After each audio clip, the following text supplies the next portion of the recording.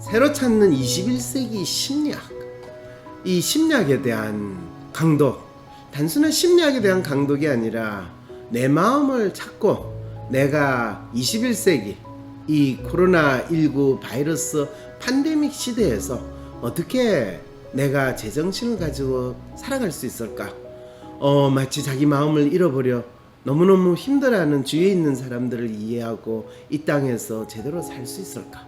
혹시 조금이라도 이런 마음을 가지신 분이 있다면 새로 찾는 21세기 심리학 강독, 이 강좌에 여러분들이 참여함으로써 저와 함께 심리학의 역사, 심리 또는 마음이란 무엇인가에 대한 공부를 해나갈 때 여러분들이 스스로 독립된 존재로서 자기 마음의 주인이 될 수 있는 길을 여러분들이 찾을 수 있을 것입니다.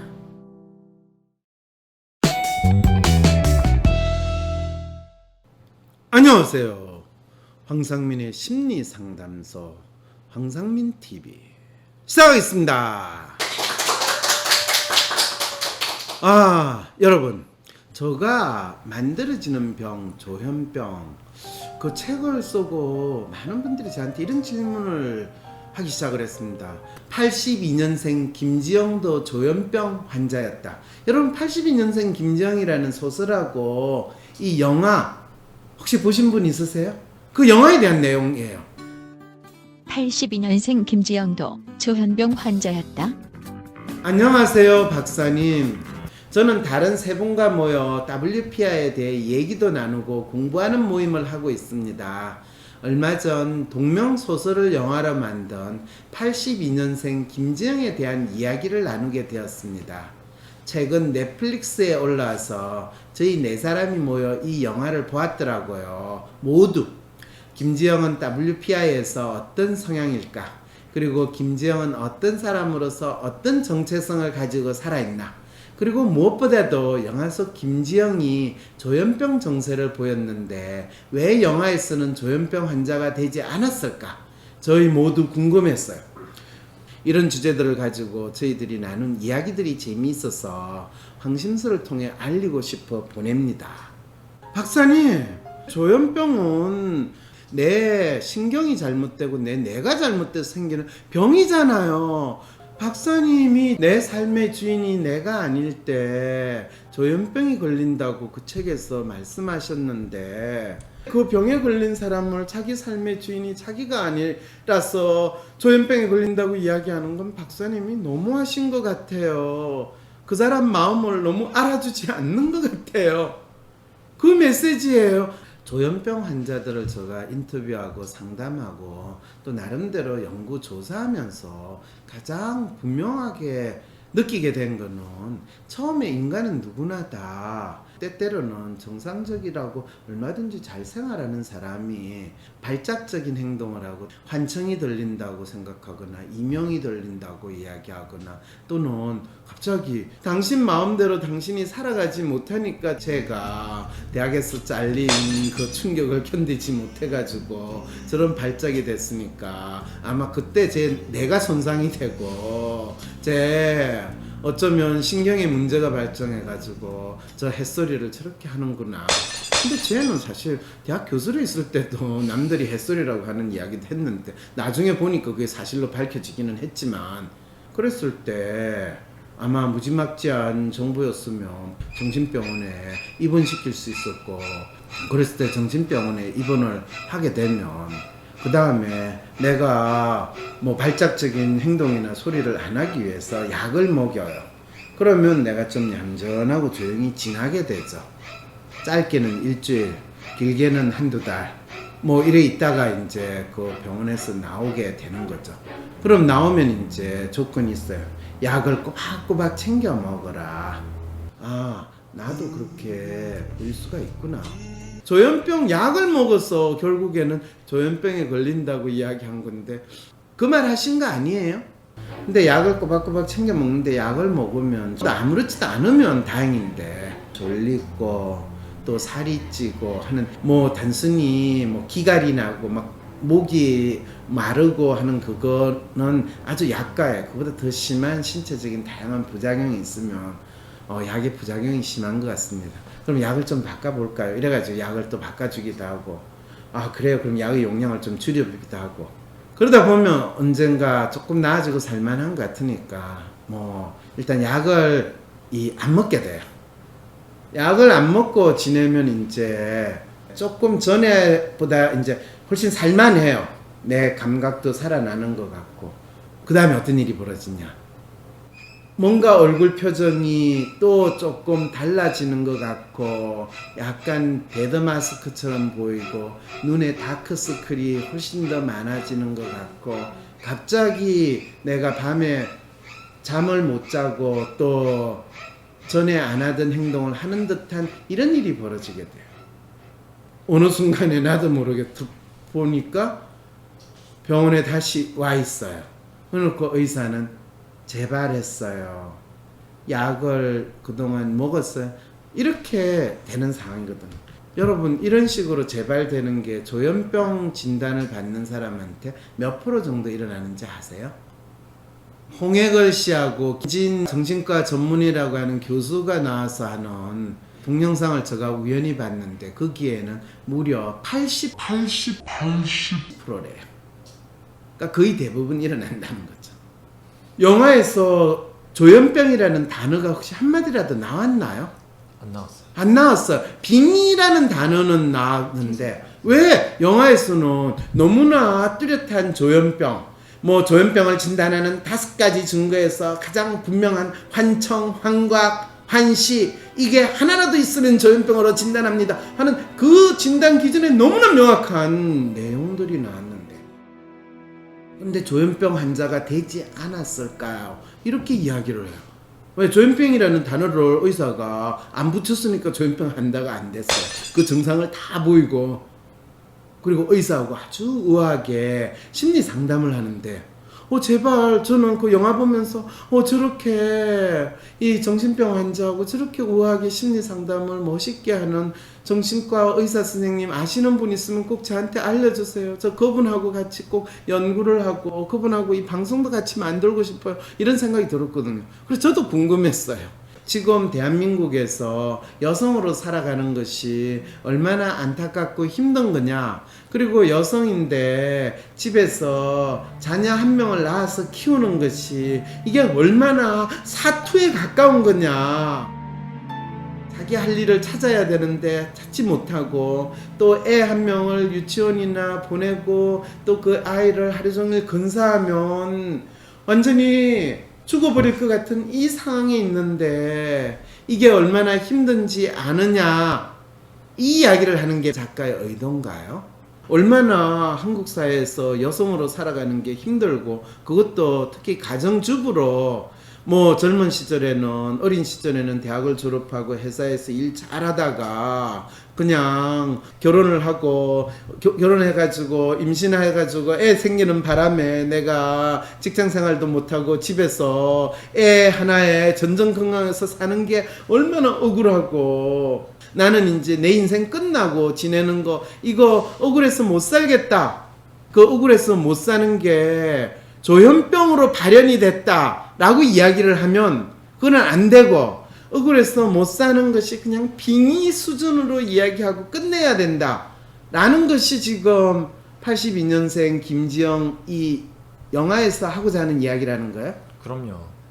저는 그렇게 생각을 해서 그렇게 생각을 했어요. 그 메시지를 전달을 하려면 네. 당연히 조현병이라는 증세를 영화에서 언급하면 안 됐다고 생각을 했거든요. 여자친구랑 남자친구랑 만약에 영화를 보러 갔다가 네. 딱 나왔을 때 네. 남자친구 보면서 야, 남자친구가 공유여도 저렇게 되는데 너 만나서 내가 저렇게 큰일 나는 거 아니야? 이런 식의 반응을 나타나야 작가의 의도대로 된 건데, 만약에 조현병이란 증상을 딱 보여줘 버렸다 그러면 우리 공유 오빠 어떻게 제 공유 오빠 너무 멋있어서 여자친구가 부인이 조현병에 걸려도 저렇게 끝까지 포기하지 않는 걸 봐, 이런 식으로 메시지가 잘못 전달될 것 같거든요.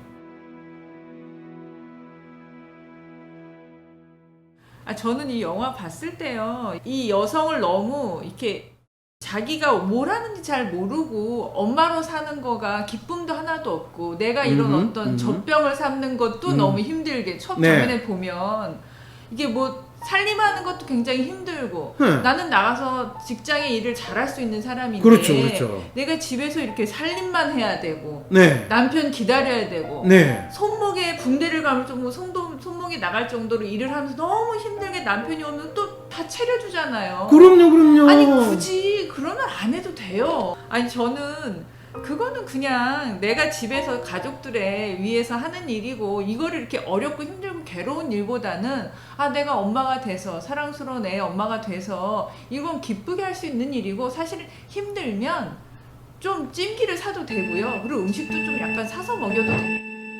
저 아줌마가 이렇게 지금 차려주지 않아도 본인이 되는데 너무 괴로워하는 본인 것 살아온 같아요. 거를 가지고 지금 시대가 어느 때인데 이 요즘과 같이 이 진짜 꽃답고 아름답고 자신을 프로페셔널하고 본인이 글로벌하게 삶을 만들고 살아가야 되는 이 젊은 여성들의 꿈을 이 아줌마가 지금 집에서 애나 낳아서 키우고 부엌대기로 지금 지내는 게 억울하다는 걸 공감을 못 해준다는 거예요 지금? 아 갑자기 내가 패널한테 너무 심한 건가요? 이 82년생 김지영에서 가장 신기한 부분은요 주변 사람들이 다 뭐 병원을 가봐라 그리고 병원을 가도 처음에는 김지영 씨가 자기 문제가 뭔지에 대해서 의사가 처음 보자마자 아 조현병입니다 약 드세요 안 해요 스트레스인가 봐요 우울증인가 봐요 힘드시겠어요 그 이야기하고 끝내요. 훌륭해요. 훌륭한 의사예요. 상담을 해줘요. 상담을 해줘요. 예. 이 김지영은 자기 문제가 그냥 육아의 스트레스나 또는 직장 생활을 하고 싶은데 못하고 있는 그런 자기에 대한 혼란을 그냥 하소연하는 거로 상담이 끝나요. 정신과 의사는 병명은 주나요 안 주나요 거기서? 병명도 안 주. 병명을 안 주죠? 예. 그런 정신과 의사가 현실에 있어요 없어요? 현실에 없어요. 보통 정신과 의사는 진단을 주는 게 에센스잖아요 의사로서. 영화에서는 근데 그 의사도 놀랍게 지영씨가 이제 이 병을 인식한가 뭐 이런 식으로 표현을 하고 그러면서 그것이 치료의 시작입니다. 분명히 첫 번째 이 병원에 왔을 때 조현병이라고 이야기를 했을 텐데 그 단어를 전혀 안 쓰는 거 보면서 진짜 신기했거든요. 현실에서 없는 일이에요. 그리고 더 놀라운 거는 그런 경우에 그러면 약을 드셔야 된다고 이야기를 할 텐데 약을 드셔야 된다는 이야기는 한마디도 없고 심리 상담을 하는 거를 이 영화에서는 놓으니까 갑자기 저 사람이 심리 상담소를 갔나 아니면 정신과 병원을 갔나가 헷갈려서 제가 다시 이걸 영화를 몇 번 돌려봤어요. 근데 분명히 병원이라고 표현했거든요. 그 작가가 정신과 의사를 만나본 적이 없나 봐요. 왜냐하면 실제로는 일어나지 않는 일인데. 그 소설을 쓴 사람과 영화를 이 작가는 그랬다는 거. 그 놀라운 발견이네요. 그런데 뭐 그래서 그럴 수도 있죠. 뭐 정신과 의사 안 저는 만나고도. 그 생각도 했고요. 네. 조현병이 아닐 수도 있겠다는 생각을 했어요. 조현병이 아닐 수도 있겠다. 그건 예, 어떤 생각이에요? 그러니까 일상적으로 우리가 벌어져서 내 환경에서 답답함을 느끼고 그게 말하자면 빙의처럼 내가 하고 싶은 말을 한 거가 되잖아요. 그렇죠. 자기 억눌렀던 감정을 그렇죠. 폭발하면서 그렇죠. 엄마의 의견을 대신해 준 것처럼. 그렇죠. 그리고 그렇죠. 또 자기도 하고 싶은 얘기지만 엄마처럼 빙의해서 사돈한테 말했지만 사실은 며느리들이 그런 말 하고 싶거든요. 그렇죠. 그렇죠. 네, 자기 속마음을 털어놓은 거죠. 그러니까 그렇죠. 그거를 조현병으로 보기보다는 네. 그냥 하고 싶은 말을 한 그렇죠. 사람의 인간으로 영화에서 그렇죠. 보여줘서 받아주면 그게 전혀 네, 이상하지 않는 이상하지 거예요. 않은 거예요. 봐봐 추석 시절에 이 시댁에 가가지고 뭐 제사하고 음식하고 뭐 제사 안 하더라도 가족들은 시달려가지고 이제 추석 날 끝나고 있는데 빨리 친정으로 가가지고 친정 식구 만나서 좀 편히 쉬고 싶은데 시댁 또 시누이하고 다 쳐들어왔어.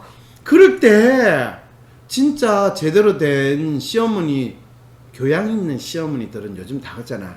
아이고 너희들 왔냐? 짠 그건 그렇고 야 애기야 빨리 가라. 너도 친정 있는데 엄마 기다리고 있을 텐데 빨리 가.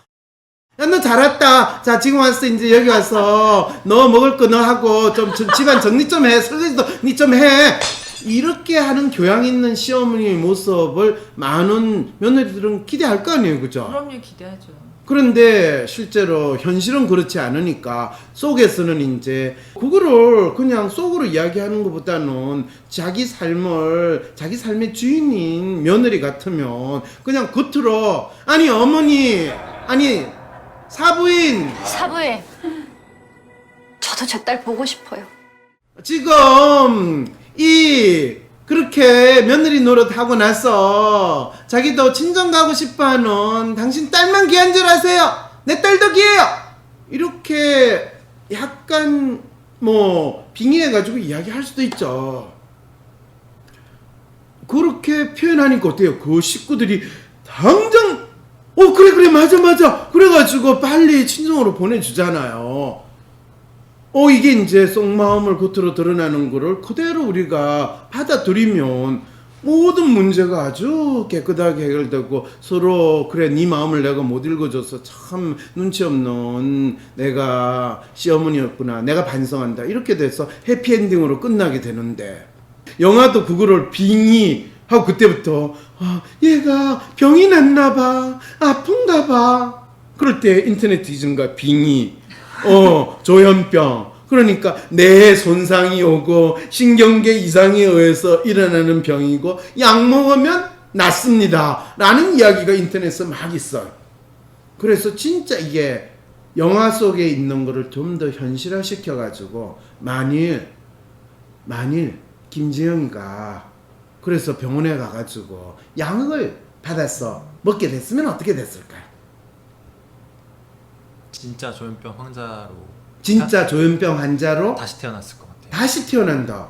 아니 이 친구가 지금 무슨 소리야? 본인이 지금 생긴 게 공유처럼 생겼는데 왜 공유처럼 지금 반응을 안 해주는 거예요? 현실적인 얘기하는 거 아니었나요? 그럼 영화 속에서 공유는 아내를 치료를 안 시켰다는 거예요?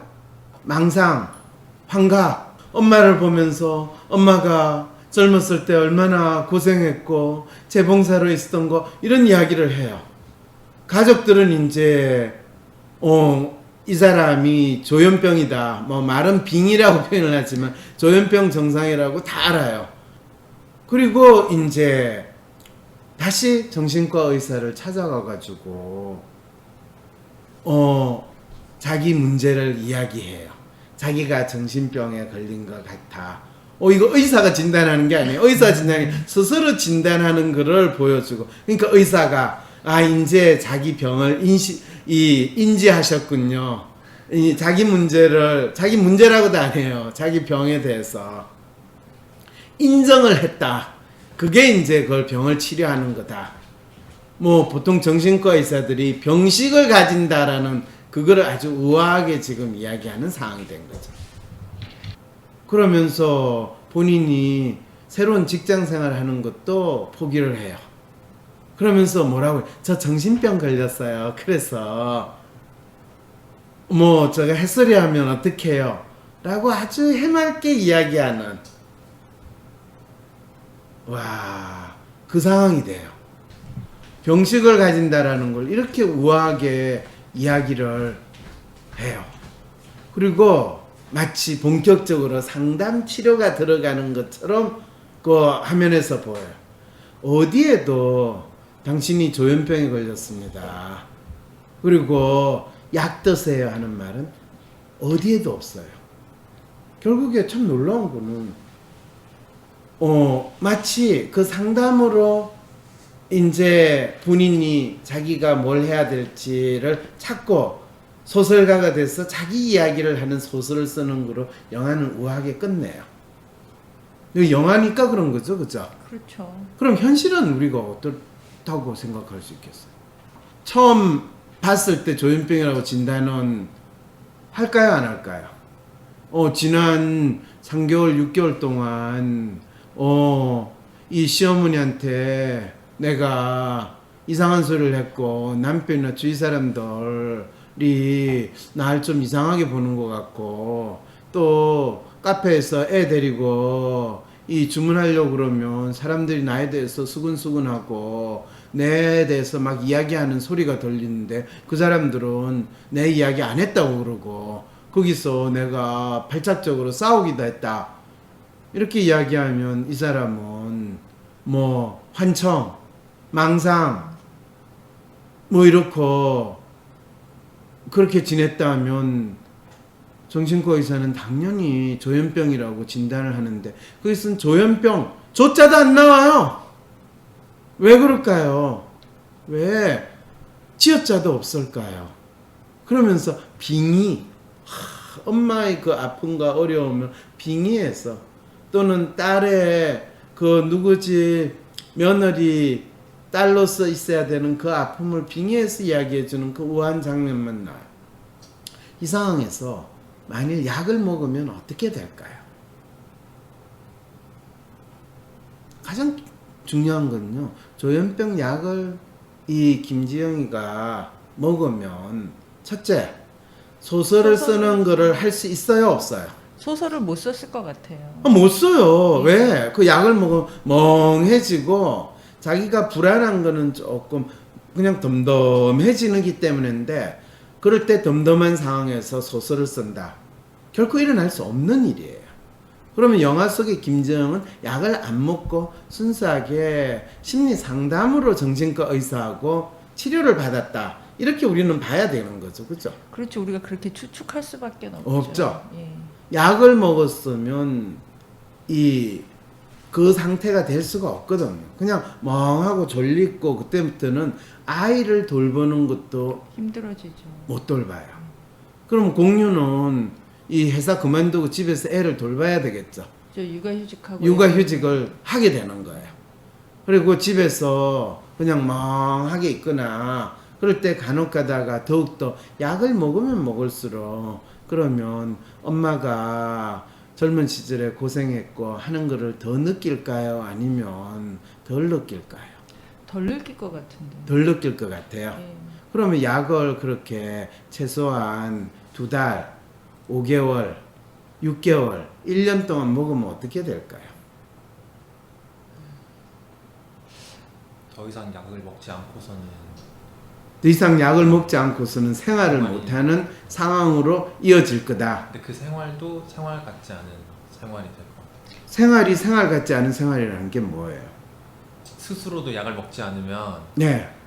안 된다고 생각을 충분히 할 거고 그래서 약에 의존해서 살아갈 수밖에 없게 되지 않을까 생각이 들어요. 네, 그냥 약에 의존해서 살아갈 수밖에 없다라고 한다면 그 약은 지금 병을 고치는 거예요? 아니면 병을 확실히 만드는 거예요? 이게 이제 이 영화를 통해서 우리가 한번 추측을 해보고 상상을 해보자라는 게 내가 지금 이 글을 하는 이유예요. 실제로 김지영이가 아빌리파이를 처방을 받아가지고 먹었다. 그러면 어떤 증세가 나오냐? 아빌리파이의 부작용이 그대로 더 드러나는 현상이 벌어져. 이제는 단순히 엄마의 어린 시절 불쌍한 며느리에 대해서 마치 친정 엄마로 이 분해가지고 이야기하는 그 수준이 아니라 카페에 있는 이 직장인들이 나를 비웃는다든지 아이를 데려가면 다른 부모들이 나에 대해서 수군거린다든지 또 남편이 뭐 다른 여자를 만나고 있지는 않을까 나를 어떻게 보지는 않을까 이런 생각까지 이제 더 하게 되고 스스로 남편 인생 망쳤다라는 그 시어머니의 소리가 계속 자기한테 들리게 되는 이런 상황이 된다는 거예요. 왜 그런 게 더 나타날까요? 네, 그게 약 때문이라고 이야기한다면 무시무시하겠죠. 정말. 뭔 소리예요? 약을 먹는 동안에는 그런 환청이나 환각이 더 이상 일어나지 않고 집에서 조용히 있고 그냥 단순히 살이 좀 찌거나 하는 거. 그런데 아빌리파이는 살도 안 쪄요. 이렇게 이야기하거든요. 그거는 보통은 약을 먹다가 안 먹게 되면 마치 마약 중독 상태에서 마약을 섭취하지 않게 되면 일어나는 엄청난 신체적 반응 때문에 그걸 금단정세라고 이야기를 해요.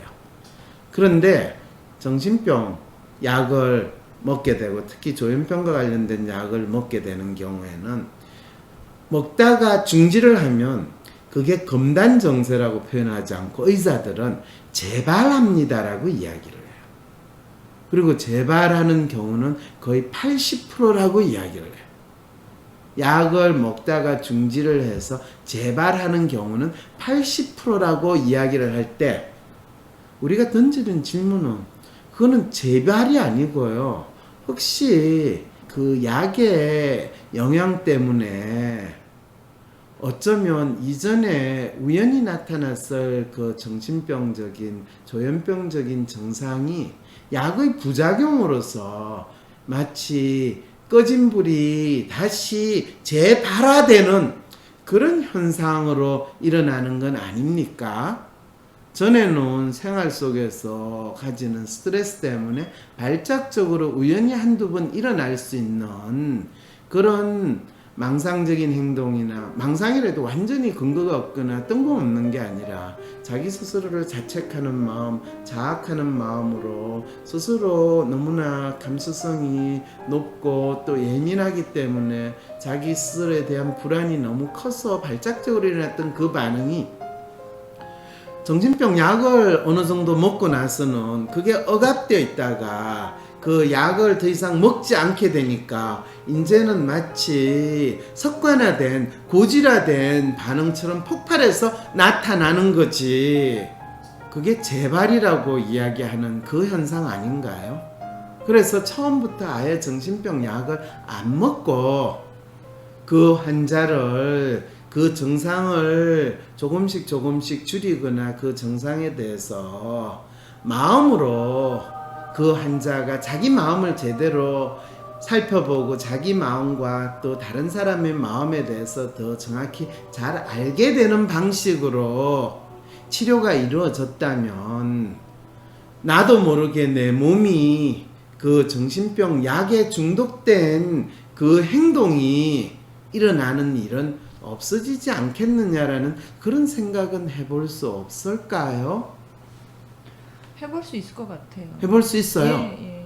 왜 그런데 정신과 의사는 약을 먹다가 중지하면 재발이 된다라고 이야기를 하고 그 다음에 그 약을 더 강한 강도로 그 환자한테 먹이고 그리고 그거를 언제 또 재발할지 모른다로 해가지고 1년, 2년, 3년, 5년씩 약을 먹이게 되면 완벽하게 정신병 환자로 이제는 우리 신체에서 눈이 퀭해지고 눈 주위에 다크서클이 생기고 그 다음에 얼굴은 딱 보면 데드 마스크로 바뀌고 이게 완벽하게 정신병 약으로 정신병 환자를 만들어가는 과정이라고 이야기를 한다면 제가 너무 몰라서 이야기하는 걸까요? 그리고 김지영 이 영화에서는 놀랍게도 그 부분은 싹 빼고 약도 안 먹고 정신과 의사와의 심리 상담을 통해 가지고 소설가가 되는 자기의 정체성을 찾아가는 이 기적 같은 일이 벌어지니까 제발 그런 정신과 의사 선생님 좀 찾아주세요. 알려주세요. 그분 만나고 싶어요. 내가 얼마나 심리 상담을 제대로 하시는 정신과 의사 선생님에 대한 갈급함이 있다는 거 아시겠죠? 박사님 저도 그 생각을 했어요. 아 그래요? 예, 이게 꼭 현실에도 저도 이제 뭐 이유 때문에 병원을 가보면 의사 선생님은 상담을 안 하시더라고요. 상담 이 시스템이 있습니다. 그래서 얼마 내시고 몇 시에 상담사 예약하셔서 하시면 됩니다. 그리고 또 상담사가 끝나면 또 의사를 만나긴 해요. 네. 그럼 또 약 처방을 주고 많이 좋아졌네요. 이 한 5분의 얘기를 하고 다시 보내주고 그런 시스템을 하지 의사는 상담을 해주진 않더라고요. 근데 왜 영화에서는 의사가 하지 않는 상담을 아주 멋있게 하는 장면을 보여주고 실제로 의사가 가장 분명히 하고 많이 하는 약 드세요. 그러면 처방전 써가지고 주고 약 꼬박꼬박 드시죠. 이거는 한마디도 안 나오는 건가요? 그러니까 저도 그게 너무 궁금하더라고요. 왜 그 얘기? 궁금하기만 했어요. 그래서 영화는 약간 판타지가 있잖아요. 그래서 그냥 이것도 그냥 판타지인가? 라는 정신과 생각했어요. 의사가 상담하는 거는 판타지이고 현실은 약을 주는 게 현실인가요, 그러면? 저도 그 생각을 한번 해봤어요. 그러면 82년생 김지영은 판타지 영화인가요? 뭔 소리예요? 현실에서 우리 젊은 여성이 겪어야 하는 가슴 아픈 절절한 사연을 얼마나 우리에게 잘 알려주는 영화고 소설인데요. 판타지 소설이라니 지금 이분이 같은 여성으로서 어떻게 그럴 수가 있어요? 영화 작가가 의도한 거는 조현병이라는 병을 만약에 거기서 언급을 해버린 순간 네. 그 주인공이 겪고 있는 고통이 실제 일어나는 사회나 자기가 실제로 겪어왔던 피해에 의해서 생겼다기보다는 쟤는 그냥 환자기 때문에 저러나 보다 라고 쉽게 치환이 돼버리기 때문에 굳이 그 단어를 언급하지 않았다고 저는 생각을 했거든요. 대체 뭔 말이에요? 천천히 한번 설명해봐요. 주인공이 네, 주인공이 평범한 여자여야 그 스토리텔링이 완성이 되거든요. 평범한 여자라는 거는 아이 한 명을 출산해가지고 집에서 생활을 하고 그 다음에 시부모와 친정 식구들 사이에서 자기가 역할을 잘하려고 노력하고 그리고 그 애 한 명을 키우는 게 얼마나 힘들다라는 거를 많은 사람들한테 공감받고 인정받고 싶은데 너 일도 안 하고 애 한 명 그 키우는데 뭐가 힘들다고 그러냐. 이 밖에 나가서 일하는 사람들은 그보다 더 죽을 맛이야. 그러면서 애 한 명에게 전전긍긍하고 그걸 못하는 거 그건 너 맘충 아니냐. 이런 소리를 듣는 그 평범한 주부, 가정주부의 그 안타까운 마음을 잘 드러내는 주인공이어야지. 그렇지 않고 얘가 그냥 가정주부로 애 한 명 키우고 있는데 조현병에 걸렸다.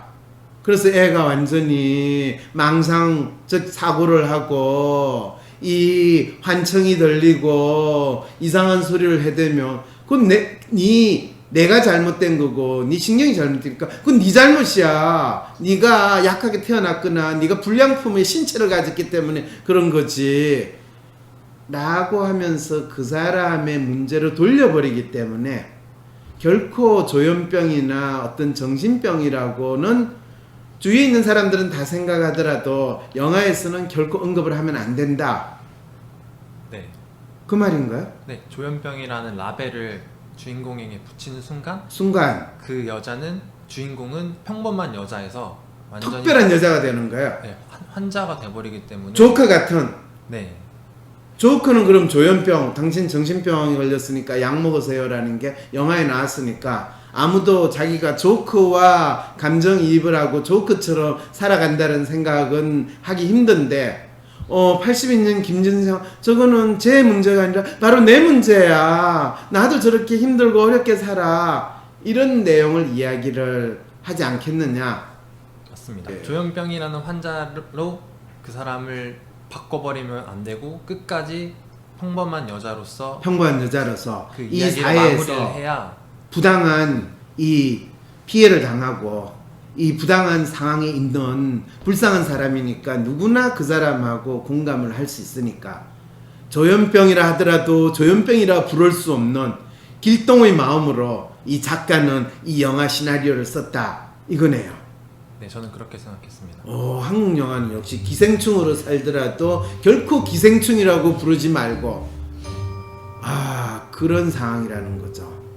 조현병이라는 게 뭐라고 사람들이 생각하길래 이런 상태를 사람들은 이제 병원에서도 착하고 정말 착한 여성이잖아. 이 세상에서 인정받고 싶고 잘 살고 싶은 아이였는데 그렇죠, 그걸 그렇죠. 사회에서 조현병으로 보는 거잖아요. 그 아이가 반응을 보이고 힘들어할 때 그렇죠, 그렇죠. 그런 부분이 저는 이거를 좀 더 작가가 얘기해야 되지 않았을까라는 생각이 들었어요. 그러니까 조현병 환자를 만들었다 생각을 했어요. 사람들이 가족이나 주변에서. 그리고 말하는 것처럼 정체성을 이해하지 못했기 때문에 조현병 환자가 될 뻔했는데 우리는 조현병 환자가 뭔지도 잘 그러니까 조현병 환자가 아닌데 조현병이라는 걸 규정해서 말한다는 거 의사들이 규정한 부분도 있고 이 영화에선 조금 약간 이 작가의 의도가 뭐였는지 저도 아직 정확히 명확하게 잘 모르겠어요. 근데 내가 어떻게 해야지 구원되는가? 그 애매모호한 구원의 기도 간절함이 담겨 있어야지.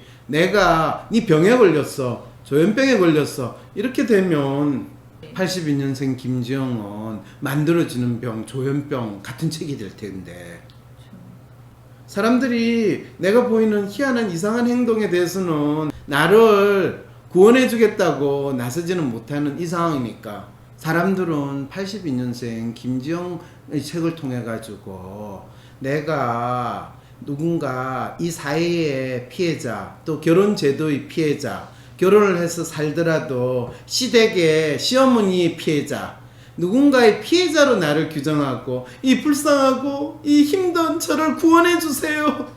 그럴 때 이 나는 병이 아니고 병은 의사에게, 약은 약사에게 내 문제가 기적처럼, 내 병이 기적처럼 나아지고 그 다음에 내가 새로운 인간으로 가족으로부터도 독립되고 내 자식으로부터 독립되고 그 다음에 내가 소설을 쓸 수 있게 되는 거예요.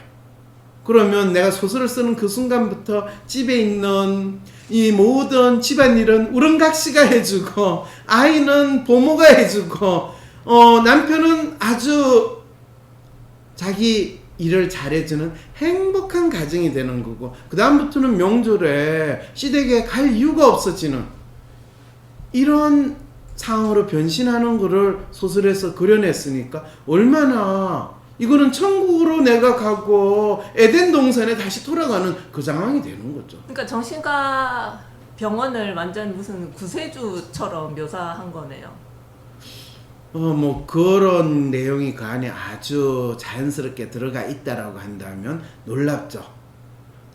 내 삶의 주인이 내가 아니기 때문에 내가 닥치는 상황에 대해서도 질문을 하지 못하고 내가 가진 문제나 어려움에 대해서도 질문을 하지 못하고 김지영처럼 착하게 살아라 질문하지 말고 뭐 딴지를 거냐 이렇게 어릴 때부터 세대 교육을 받으니까 탓을 하는 식으로 우리가 직면하는 상황이나 문제 파악하는 거 그거가 바로 조현병으로 나아가는 첫 번째 단계가 된다는 거 그거 꼭 우리 알 필요 있어요. 그러니까 탓을 하지 말고 어떤 환경에 있더라도 내가 스스로 의문을 가지고 질문을 하면서 하고 그거에 스스로 알게 되면 네. 스스로 그 상황에 대해서 파악하게 되면 그것이 바로 내 삶의 주인이 내 자신이 되는 과정이라는 거죠.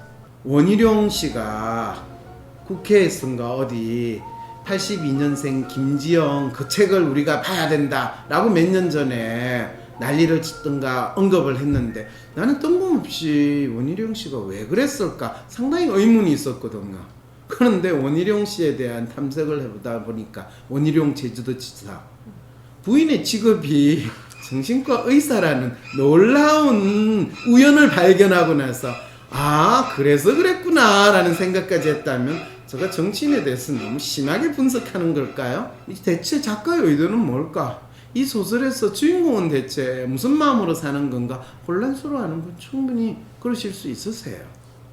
어떤 분이 그러더라고요. 박사님은 조현병에 대한 그러면 치료법이 있습니까?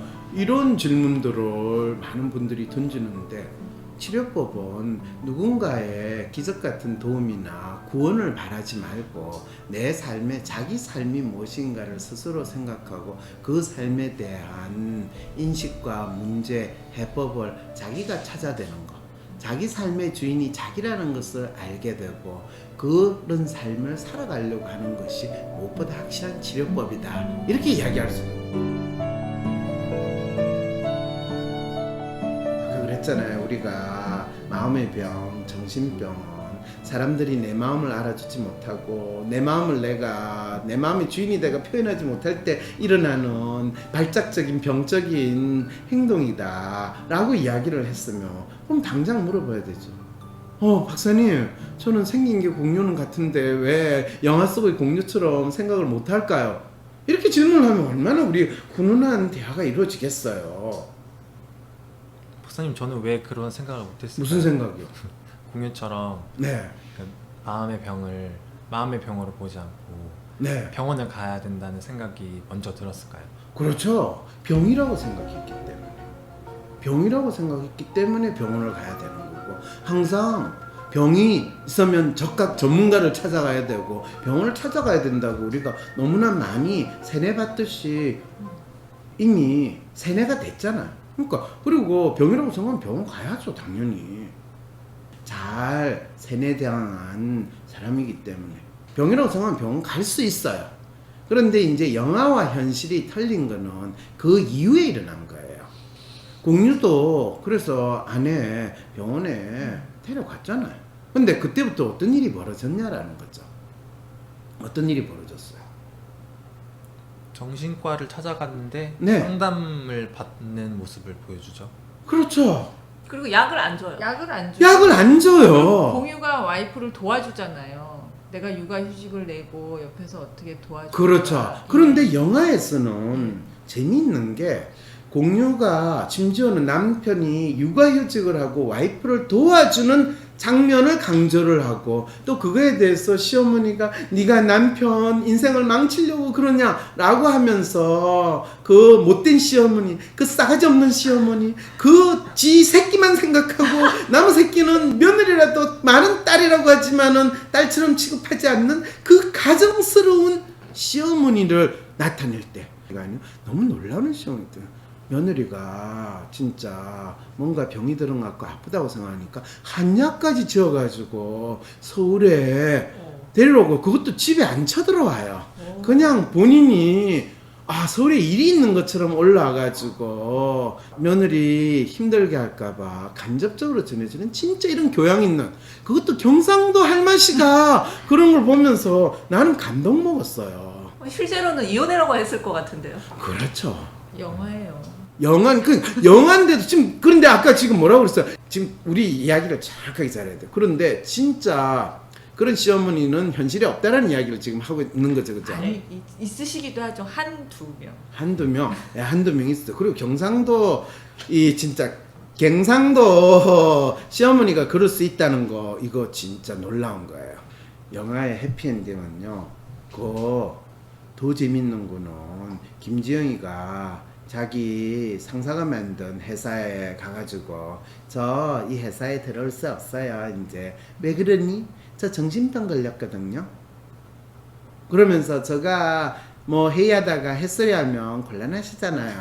이러면서 본인이 그렇게 오라고 하는 회사도 안 가고 뭐라고 그러냐면 아주 우아하게 진짜 심리 상담을 누구랑 받는 장면이 나오고 마지막에 1982년 몇 월 며칠 누구는 뭐 몸무게 몇 킬로로 태어났다, 뭐 공무원인 아버지와 뭐 가정주부인 엄마 밑에서 이러면서 본인이 소설가로 재탄생하고 자기의 삶에 또는 자기가 어떤 사람인가에 대한 정체성을 찾은 모습으로 놓으면서 저는 더 이상 직장인으로 시달리지도 않고요. 그 다음에 아이 키우는 엄마로서 맘충도 아니고요. 그 다음에 집에서 설거지만 하고 청소만 하는 부엌대기도 아닌 소설가로 거듭납니다 라고 하면서 소설을 쓸 때, 그러려면 김지영 씨는 어떤 상황이었다라는 것을 분명하게 전제를 해야 되는지 아세요?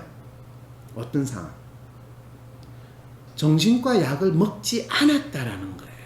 약을 먹으면 절대 그 소설 같은 거 쓸 수도 없고 없어요. 일상생활 자체를 할 수가 없는데. 일상생활을 조금은 한다고 그래요. 그냥 가만히 들어서 누워있고 바깥 출입 안 하고 그것도 일상생활이에요. 칼 들고 뭐 나서는 거, 그것이 일상생활이 아니에요. 그런데 가장 중요한 거, 김지영은 상담 치료는 받았으나 결코 정신과 약은 먹지 않았다라는 이야기는 조금도 없어요. 그리고 모든 사람들이 뭐라고 믿게 만들었냐 하면 정신과 병원을 갔기 때문에 약을 받아서 먹었을 것이고 약을 받아서 먹었기 때문에 소설가로서 거듭날 수 있었다라는 놀라운 착각과 환상을 심어주는 결말이 이 영화의 끝이었다고 한다면 이 영화가 현실과 우리 모두가 믿고 있는 해피엔딩을 얼마나 절묘하게 섞어서 만든 영화라는 거. 그럼 결국 작가는 심리 상담과 정신과를 가는 것을 구분을 못 한다는 거는 명확한데 이 주인공이 병원을 감으로써 역설적으로 심리 상담에 대한 중요성을 보여준 거나 마찬가지네요. 그 반대로 이 병원을 감으로써 심리 상담의 중요성을 보여줄 수가 없는 게 병원에서는 심리 상담을 정신과 의사가 하는 일이 없기 때문에 첫째. 그런데 여기서는 참 희한한 놀라운 사실을 역설적으로 알려줬어요. 조현병 환자가 되는 거는 실제로 정신과에 가가지고 정신병 약을 먹고 그 다음에 그 약을 먹는 그 순간부터 본인이 그 약을 먹는 게 일주일, 한 달 넘어가는 그 순간부터 완벽하게 조현병 환자로 몇 년, 3년, 5년, 수십 년 동안 약을 먹는 그 상황에 빠지고 그 확률은 80% 이상이라는 것을 역설적으로 보여줬고 약을 먹지 않는 방식으로 이 자기 병을 치료를 하려고 하면 소설가로서 변신하고 완벽하게 정상으로 살 뿐만 아니라 이전에 본인이 찾지 못한 삶의 길을 찾을 수 있다라는 것을 이 영화는 아주 뚜렷하게 알려줬다라는 것을 본인이 지금 던진 질문하고 내가 해석했던 거하고 같은 말인가요? 다른 말인가요? 같은 말인 것 같아요. 같은 말인 거 그런 생각이 들어요? 네. 그러면 82년생 김지영 조현병 환자였다라고 이야기하는 게 말이 되는 소리라고 이제 생각이 드세요? 조현병 환자로 만들어지지 않고 끝났다라고 얘기하는데 그렇죠. 그리고 그거는 의사가 조현병이라고 진단하느냐 아니느냐에 달려있던 게 아니라 조현병 약, 정신병 약을 먹느냐 안 먹느냐에 의해서 그 정신병 환자가 되느냐 안 되느냐가 결정난다라는 우리 모두가 한 번도 생각해보지 못했던 그래서 정신병 약이라는 것은 그 병을 치료해 주는 것이 아니라 의사가 진단한 정신병 환자라는 것을 확인해 주는 분명한 낙인은 그 약을 먹느냐 안 먹느냐에 달려 있다라는 것을 가장 역설적으로 잘 보여주는 영화가 82년생 김지영이라는 소설과 영화였다. 다시 돌려보기라도 꼭 해보시기 바랍니다. 코로나 블루 극복을 위해 WPI 검사 쿠폰을 전폭 지원합니다. 코로나19로 어려운 시기를 보내고 계신 여러분들, WPI 상담 코칭 전문가에게 WPI 프로파일 분석과 심리 상담도 받아보세요. 자신에 대해, 스트레스의 원인에 대해 정확하게 파악하면 마음의 위안을 넘어 극복의 기회로 발돋움할 수 있답니다. 화상 상담과 대면 상담 모두 가능하니 부담 없이 성함, 연락처, 고민 사연을 wpipc@naver.com으로 보내주세요. 주변에 심리 상담을 권하고 싶은 지인이 있다면 WPI 무료 상담 이벤트를 소개해주세요. 마음의 다독임이 절실한 지금 WPI 쿠폰 증정 무료 상담을 기회로 어떤 위기에도 흔들리지 않는 단단한 마음을 만들어보세요. 궁금한 점은 위즈덤 센터로 연락주세요. 코로나로 인한 비대면 시대. 얼굴을 마주하지 않고 일한다고 대인관계 스트레스가 없는 것은 아니죠. 이럴 때일수록 보지 않고도 상대방에 대해서 알 수 있는 능력이 더 필요하겠죠? 검사 한 번으로 그 사람의 성격을 훤히 알려주는 WPI 성격검사. WPI 상담 코칭 초급과정 워크숍에 참여하셔서 WPI를 활용하여 얼굴을 안 보고도 다른 사람을 이해하고 파악하는 방법뿐 아니라 WPI를 직장에서의 업무 능력이나 비즈니스에 활용하는 방안에 대해서도 배워보세요. WPI를 활용한 통찰력 있는 상담가가 되고 싶으신 분들도 WPI 상담 코칭 초급과정 워크숍에 참여하셔서 WPI 상담 코칭 전문가로서의 첫 발을 떼어보시기 바랍니다. 10월 17일 WPI 초급과정 워크숍에 참여하시면 하루 8시간 동안 황상민 박사에게 WPI에 대해서도 배우고 자신의 관계 및 인생 고민에 대해 1대1 성격 맞춤별 코칭도 받을 수 있답니다. 자신에 대해서, 타인에 대해서, 그리고 삶에 대해서 더 알고 싶으신 분들, 상담가로서 제2의 인생을 꿈꾸시는 분들, 10월 17일 WPI 상담 코칭 초급과정 워크숍이 여러분을 기다리고 있습니다. 지금 빨리 신청하세요. 황상민 박사님과 1대1 비공개 상담을 할 수 있다고요? 비슷한 WPI 프로파일, 상담 사연을 봐도 알 수 없었던 자신의 본질적인 문제를 파악하고 생각지도 못했던 실용적인 해결 방법을 얻으실 수 있습니다. 자기 삶의 통찰을 얻으시고 반복되는 문제에서 벗어나 원하시는 삶을 살아가세요. 관련 문의는 위즈덤 센터로 연락 바랍니다. 때론 귀여움으로, 때론 멋진 스타일로, 때론 호통으로, 또는 날카로운 통찰로, 때론 허당미까지 당신의 불면을 밝혀줄 황상민의 심리상담소가 훨훨 날아갈 수 있게 작은 약속이 모여 응원해주세요. 후원해주세요. 당신의 후원으로 쑥쑥 크는 황심소. 해피 나눔을 통해 후원 가능합니다.